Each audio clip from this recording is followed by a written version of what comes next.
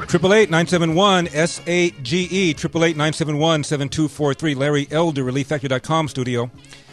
My next guest celebrated his 90th birthday yesterday, and we are so honored he's spending time with us. He has yet another book out. This is his 56th book, if I'm counting correctly. It's called Charter Schools and Their Enemies. I told you a little bit about his background before he came on. Undergraduate degree, economics. Magna cum laude, Harvard. Master's economics from Columbia, PhD, University of Chicago. He's taught at a number of universities. Some of his principal publications have been Discrimination and Disparities, Wealth, Poverty, and Politics, Intellectuals in Society, Black Rednecks and White Liberals, Affirmative Action Around the World, The Vision of the Anointed, Race and Culture, A Conflict of Visions, Basic Economics, which has been revised several times. He also wrote another book about education called Inside American Education. Please welcome back to the show, Dr. Thomas Sowell, who was featured prominently in my movie, Uncle Tom. Tom, thank you so much for coming on. I'm looking forward to it. Tom, I was told years ago when I first started out in radio by some caller who was not happy with what things I was saying, sooner or later you're going to get out of line and the white man's going to slit your throat. Well, Tom, you're 90 years old. To my knowledge, no one's managed to slit your throat, and you've been saying many of the same things I've been saying because I got them from you. Oh, my. It's wild. I remember your story about why you retired from your column. You said you were out with, I think, 3 or 4 of your buddies. You'd gone to Yosemite, and you'd spent some days completely away from everything, TV, radio, everything. And it was so relaxing, and you felt so much more at peace. And you decided that you wanted to do other things with your time, and that's why you stopped doing the column, although you still write, as you know, lots of other things. How do you feel about not having access to the 300 newspapers or so you had? You are one of the, if not the, most widely read person in the English language when you had their column. Well, you know, I can't say that I miss it. I hadn't really thought about that. I had to make certain concessions to age. First thing I did was get off the lecture circuit, and then the column. But it really is wonderful, and I'm so glad I did it because it means I don't have to follow politics. I can watch the news when I get the weather and the sports results. I can turn it off or change the channel because if I don't feel like listening to the utter nonsense that politics has become. Mm-hmm. There are very few issues more important to me than education. I went to a public school, Tom. I don't know if I ever told you, I was involved in a program called APEX, which stood for Area Program Enrichment Exchange. And if you had gone through too many, all the courses you could in a given subject in your high school, but one of the area high schools had the subject, you could be bused there for that semester to take those courses. So I had exhausted all of the Spanish, and I had taken physiology in my high school. I got A's in both. And so I agreed to be bused to a school called Fairfax, which was 100% Jewish. I know that because when I was there was Yom Kippur. You could come to school or not. And only 3 people came, myself and 2 janitors. So it was 100% Jewish. And I was getting D's for the first half of the Spanish class. Finally, I rose it to about a B. But these kids were fluent. They were so much more advanced than I was, and I was getting A's without breaking a sweat when I was at my high school. This one, I never studied more than I did. I got mediocre to submediocre grades because I had started so far behind. And that's when I realized that the level of expectation at my high school was so low that you could meet it easily. You had no incentive to exceed, to go beyond that, and therefore I was behind. Well, you know, this is the tragic thing about the low educational achievements in so many minority schools, is the students have no way of knowing. You were lucky. You discovered this while you were still in school. These kids are passed along from grade to grade, whether they know anything or don't. Mm-hmm. And they get out into the world, carrying, and many of them celebrating their high school graduation as if that really means something. They get out into the world and they discover that other people have been educated while they've been passed along. and they're just way behind, and they learn it when it's too late. Mm-hmm. You finish the high school, you're out there in the world, and now you learn this. Years ago, when I was in Columbia University as a graduate student, there was a lady there who was a fellow graduate student, and she said that she was going on for a PhD in English, and so she in the first classes she took, the professor on the first day said, "How many of you have learned Latin?" Half the class raised their hands. He said, "How many of you learned Greek?" The other half raised their hands. She had learned neither. Mm-hmm. And that's when she realized the inadequacies of her educational preparation. Mm-hmm. That is not the time to learn it. It is too late then. Tom, I'm a freshman at Brown, and I took a course called The Complexity of Simplicity. And it was 16 or 15 kids, and we all read these books.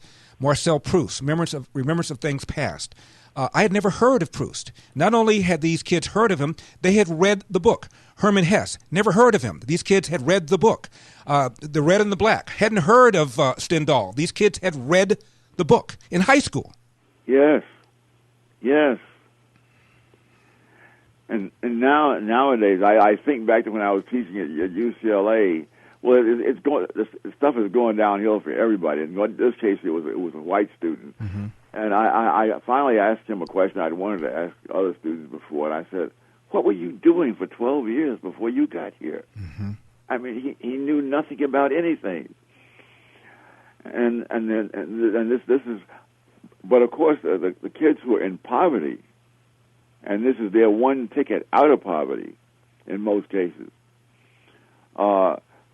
To pass them along and let them talk about how they're going to grow up and become a doctor or a pilot or something like that when they can't do fractions and decimals, and you know that is just utter nonsense. You're not gonna make it. You're gonna need math and higher math than you're getting here, and yet by the time they realize that, it is just too late, and that's really one of the central tragedies of the minority community traditional public schools. In your book, schools, thank heaven, most of them, and they're not all good. The others are not all bad, but by and large, the difference is just huge. Let me just throw out a number for you. In New York City, they give the math exams and English exams every year to both the charter school students and the traditional public school students. And I did my study by collecting data for all those schools where both charter school students and traditional public school students were educated in the very same building, mm-hmm. took the very same tests. And in those places, in the traditional public schools, in these minority communities, 10% of the students passed the math exam. In the charter schools, in the very same building, 68% passed the math exam. Mm-hmm. Now that's almost 7-1, and they come up with all kinds of excuses as to why there's this difference. The difference is one of them teaches seriously and the other doesn't. My guest is Thomas Sowell. The book is called Charter Schools and Their Enemies. Thomas, we're going to take a break. We come back.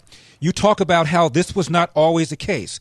During a time when clearly racism was far more virulent, you had schools like Dunbar in Washington, D.C., that was producing doctors and lawyers and producing people that were achieving at a very high level, something that would be almost unfathomable today.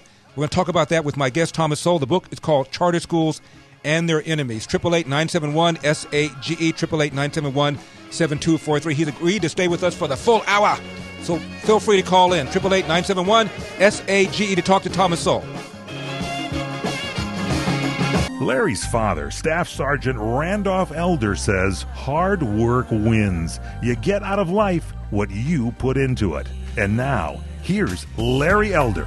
Oh, hey, Larry. I just wanted to know, why is it that inner-city blacks are so disproportionately impacted by the bad social policies that lead to the absence of fathers and also other policies that lead to young blacks being priced out of the job market? Why is it that blacks are more impacted by those policies versus other groups? Thank you.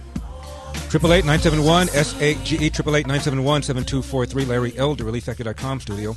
We're talking to an ideal person to put that question to.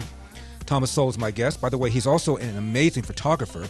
Got a website of his work. It's called tsowell.com. So take a look at some of his photographs. Tom, we were talking about Dunbar High School. You first told me about Dunbar 25 years ago or so. I had never heard of it until you told me about it. And I couldn't believe how extraordinarily successful these students were. Yes.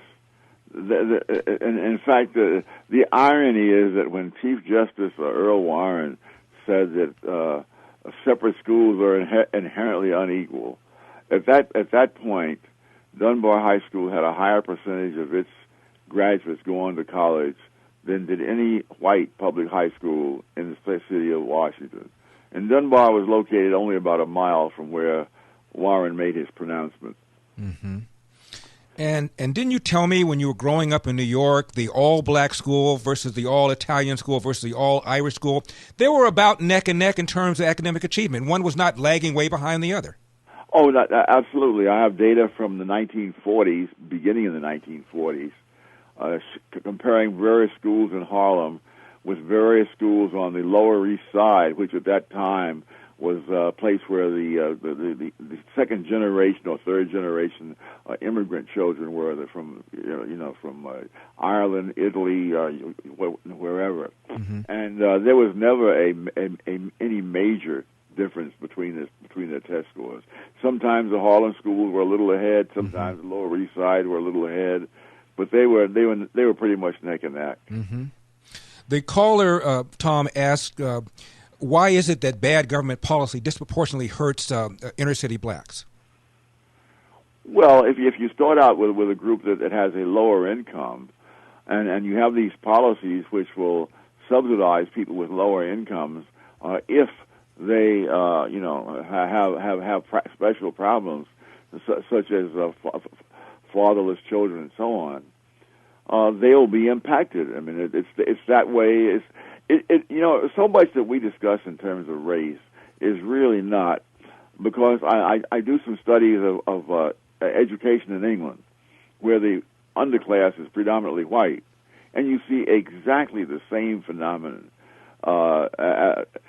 in both countries. In one of the years that I studied it, had the same functional illiteracy rate, 16.6% in both countries, mm-hmm. And in England. Among the various ethnic groups there who are poor enough to have free meals in school, the group that scores the lowest are the native-born white English children. Mm-hmm. And the kids who come there from Africa, from the Caribbean, from India and China, who are all in that same low-poverty group, they all score higher on all the tests. Now, that seems very strange compared to what happens in the United States, but it's really not that different. In both cases, it's the group that has been there, the native group, that has been fed this welfare state, picture of that everything they don't have is somebody else's fault, that you're being taken advantage of and you have no chance, and all of that. And it produces the same result in both countries. That is, you send them out into the world without basic skills, but well supplied with resentments and rhetoric. And neither case. And the other thing too, before those riots in Ferguson and in Baltimore, the very same riots occurred a few years earlier in London and Manchester. Same thing. Destroying people's businesses, throwing Molotov cocktails at the police car, the whole bit. And unfortunately, we don't see many people doing these comparative studies. And you realize, no, it's not race; it's this miserable education, which is so much devoted to indoctrination with the prevailing propaganda of the times, that sets up for all of these deadly kinds of consequences. Tom Sowell is my guest. Tom, I've heard you talk about slavery. You probably have read more about slavery than anybody I know. And one of the things you've said is that black people don't realize how far behind we were and how incredible the progress has been. Yes. That the school that you mentioned, Dunbar, that same school, although it hadn't been named Dunbar yet, in 1899, there were 4 academic high schools in Washington, D.C., 3 white, 1 black. And when they gave them the same test, the black high school came in ahead of 2 out of the 3 white high schools. Mm-hmm. This is 1899. This is one generation out of slavery. And now more than 100 years after that, we're still using the legacy of slavery argument as an excuse for bad education. Thomas, why is it that it's so difficult to win the argument about school choice? I'm looking at polls of black and brown parents. They overwhelmingly want school choice. Polls of white Democrats do not. Now, it just seems to me if the route to the middle class is a quality education and part of your party is saying, I don't care, you're going to an underperforming government school like the one Elder went to where only 3% can do math at grade level, it seems to me I'm rethinking who my friends are. Absolutely. Unfortunately, there are not enough facts out there, which is one of the reasons I wrote the book. I mean, this book was a bear of a book to produce, by the way. Mm-hmm. I mean, I have data on more than 100 individual schools identified by name in New York City, and all of those schools are in buildings where there's a charter school and a traditional public school being taught with classes taught in the very same building, with the same ethnic makeup of both schools. So you get a really comparable situation, and that's when I discovered that the charter schools were outdoing the traditional public schools in the same building. I threw out some numbers that they were averages, and one of the things I discovered. In fact, I discovered this after the book was already printed. 20 seconds, Tom. Huh? 20 seconds. There are 28 classes in which less than 10% of the students passed the math test. All 28 classes were in the traditional public schools. Mm-hmm. Thomas Sowell is my guest, and I understand that there are 13 high schools in Baltimore where 0% of kids can do math at grade level, and 5 or 6 where 1% can. That's almost half of the Baltimore schools. My guest is Thomas Sowell. He and I will be taking your calls when we come back, 888-971-SAGE. Larry Elder, all true.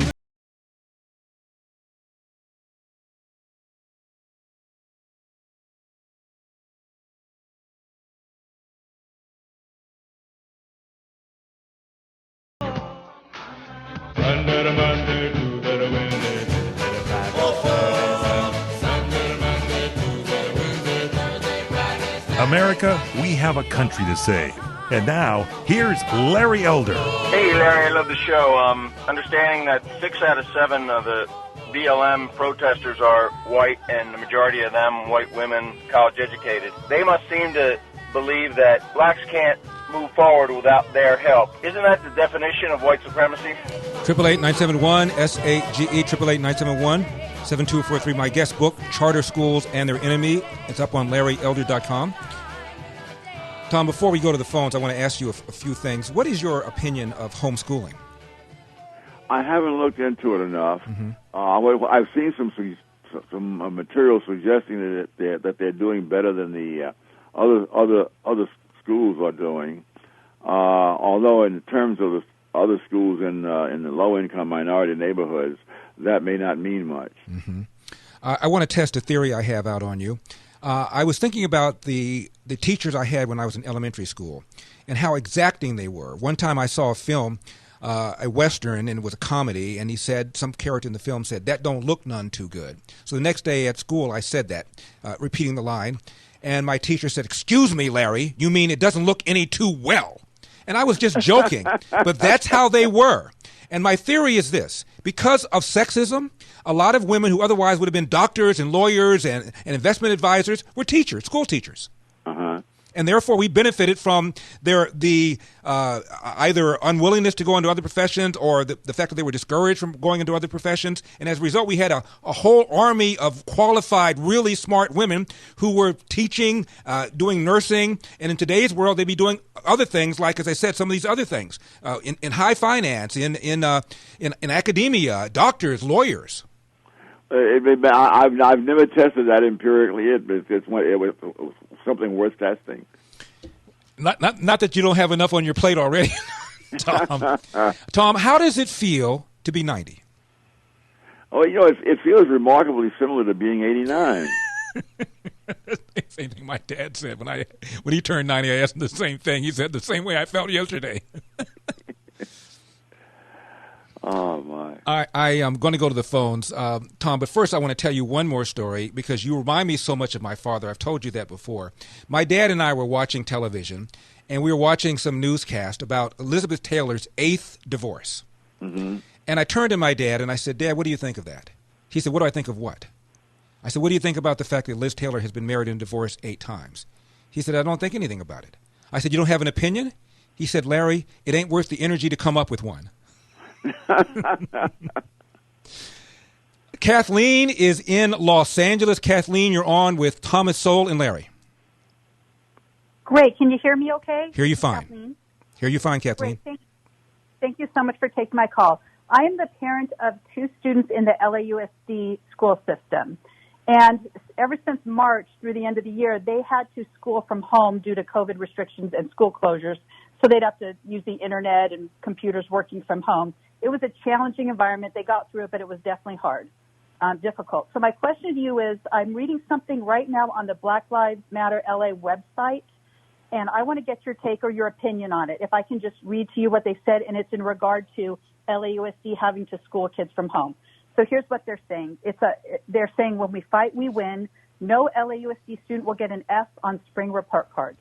In conjunction with Students Deserve, Black Lives Matter LA successfully lobbied the LAUSD board to make sure that no student in the district will receive a failing grade on spring report cards, given the challenges of distance learning, the unequal access to technology and high-speed internet service, and other stressful factors around the COVID-19 pandemic that gripped the nation in the spring of 2020.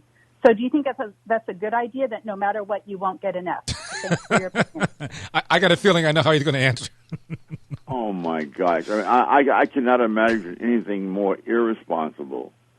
And this is what comes from this double standard kind of thing.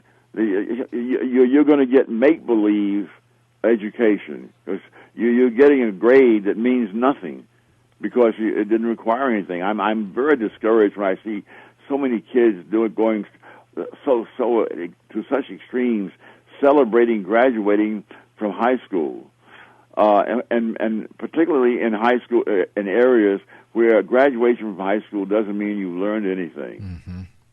Thomas Sowell is my guest. Tom, please don't go away. The book is called Charter Schools and Their Enemies, and he's going to be with us until the top of the hour. Raphael has a question. He wants to know why conservative is deemed to be a white term. A lot of people, Tom, are calling to wish you a happy birthday. And Josh in Decatur wants to know whether or not more money will fix the schools. So please do not leave town. 888-971-SAGE. Also, a white Black Lives Matter activist assaulted a black man who was unhappy because he lived in the neighborhood where the white Black Lives Matter activist was putting up flyers about Black Lives Matter. So the resident in the area is tearing down the flyers, and he's confronted by a white Black Lives Matter activist, and we're going to play you their exchange in just a second. All across America, The Larry Elder Show.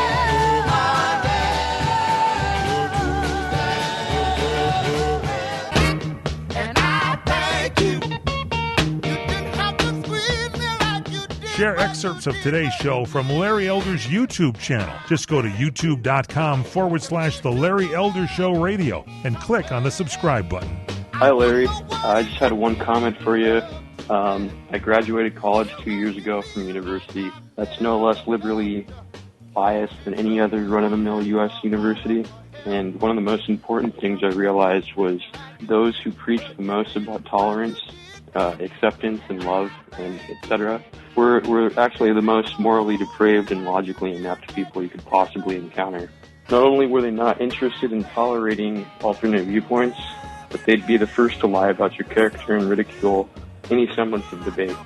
888-971-SAGE, 888-971-7243. Larry Elder, ReliefFactor.com studio. My guest is Thomas Sowell, whose new book is called Charter Schools and Their Enemies. It's up on LarryElder.com. Thomas, when I had you on right before the election, I asked you what you thought Trump versus Hillary, and you said, well, Hillary is a known disaster. Trump is a risk. You'll take the risk. How do you feel about Trump versus Biden? Not that different. Mm-hmm. My gosh, except I think Biden is a bigger risk than Hillary was. Because? Because, first of all, he's not as smart, and I think that the way things are poised, if he comes in and the Democrats take the Senate, I don't see anything getting better in this generation. Mm-hmm. I also believe that even though the country has weathered many bad things in the past, there is a point of no return, and I suspect that that's where we're going to be taken to. When I see people talking seriously about abolishing the police force, my gosh, I mean, insanity. And of course, the biggest losers, if they do that, will be the low-income minority communities, where you already have these rising rates of murder as the police withdraw.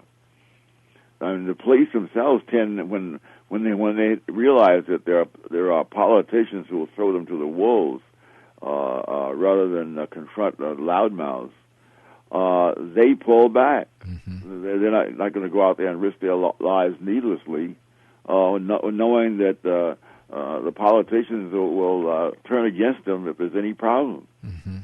And so I see no way out of that.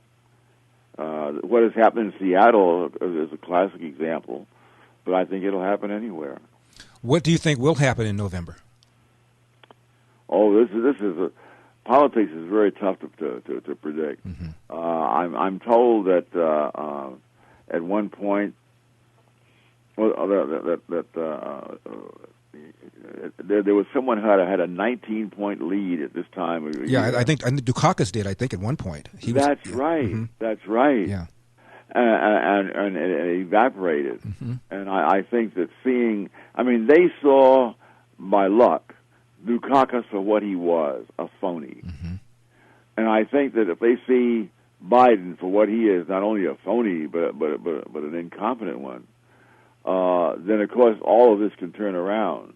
But there's so much hanging on this that if that doesn't happen, we are going to be in big trouble.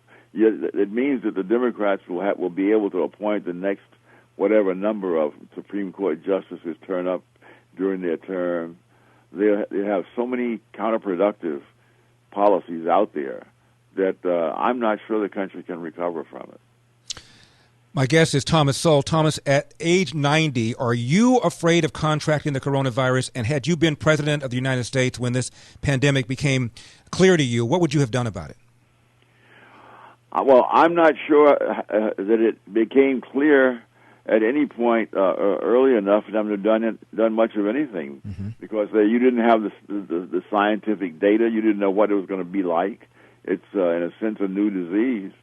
So I'm not sure that I would have been any more prescient mm-hmm. than the people who are in charge. Mm-hmm. Have you taken any personal changes in your life? Well, I tend to lead a hermit-like kind of life anyway. Mm-hmm. So I'm less affected by most people. Mm-hmm.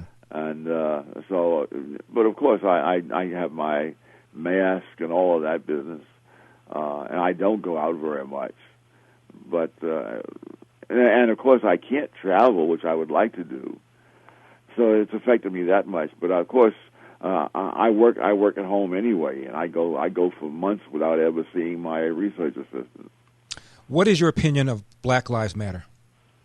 I think they're one of a long list of groups that are self-serving, and I think they can do an enormous amount of damage just by the fact that they're promoting this belligerent attitude toward the police, which in turn tends to create all kinds of bad episodes. The man who was, and I mean, all of this furor has been created over an incident in which I don't see any serious disagreement, namely that the policeman had no business sitting on this man's neck. Mm-hmm. And the most conservative people I know have said, no, he had no business doing that. The liberals say it. I don't know what the argument is about. Right. Yeah, I don't know any cop that have ever called my show who's defended it. And so the consensus is this is bad. It shouldn't have happened. The question about what penalty is debatable, but nobody's defending the action. And still we have all these people in the streets yelling and screaming as if there was some debate about this. They seize upon episodes, individual episodes, and then they extrapolate that to 300 million people. I mean, in a country of 300 million people, you can throw together a couple of dozen terrible examples of almost anything at almost any time. I think you said if you think of yourself as a victim, there's no shortage of victimizers, no shortage of villains. Yes, I mean the only thing I can think of is all analogous, and it wasn't really as bad, was with the housing crisis, where they lowered the lending standards and forced the lenders to lend money to people who were not didn't meet the standards mm-hmm. for repaying the loan. Mm-hmm. It was those people who ended up worse off than the lenders because they put money in that they'll never get out of the house again. I refer to that recession as an affirmative action recession because it's all about letting anybody who could fog up a mirror buy a home. Absolutely. Tom, we're going to take a break right now. My guest is Thomas Sowell. Please don't go away.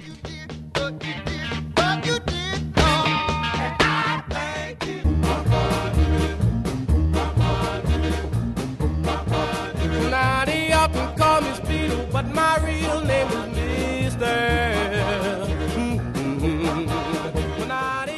Larry posts new excerpts of the show on YouTube every day. Just go to youtube.com/The Larry Elder Show Radio and click on the subscribe button.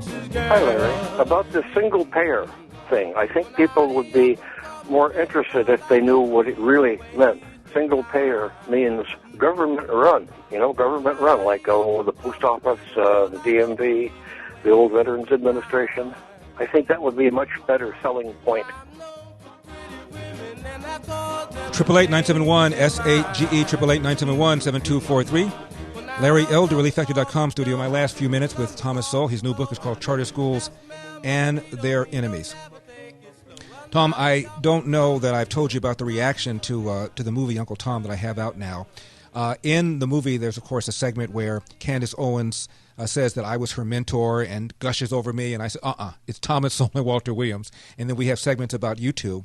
And I've had a couple of screenings, and I can't tell you how many people have come up to me and told me, thank you for introducing me to Thomas Sowell and to Walter Williams. I didn't know who they were 3 years ago. I didn't know who they were 5 years ago. I didn't know who they were 10 years ago. Because you talk about them so often, I began reading about them, and that's how I learned about them. My goodness, heavens. Well, great. You were once asked to run for Senate in California. You declined. Why? Because sanity prevailed. The thought had never crossed my mind, and so I decided I would try some people who are professionals in politics. It took them usually less than 5 minutes to say, no, you're not the kind of person who's successful in politics.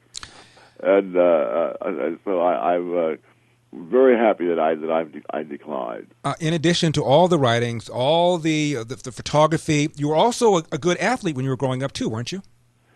Well, I was in baseball only. Mm-hmm. If there was a contest for the worst basketball player of all time, anyone who saw me play when I was a teenager would certainly nominate me. Tom, who was the greatest baseball player ever? Oh, Babe Ruth is there's no question. If Babe Ruth had never hit the ball out of the infield, he would still have made the Hall of Fame. As a pitcher? He was that good a pitcher. Mm-hmm.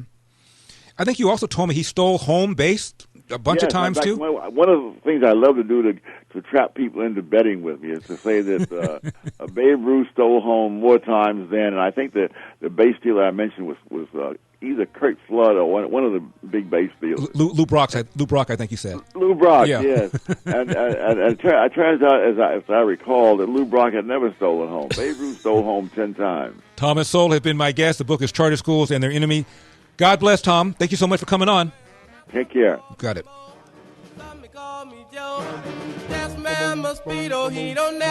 Senator Larry Tom posts Sowell sounds good to me. Of the show on YouTube every President day. Tom Just go to Sowell. youtube.com/The Larry Elder Show. Emperor Radio, Tom and click Sowell. on the subscribe button.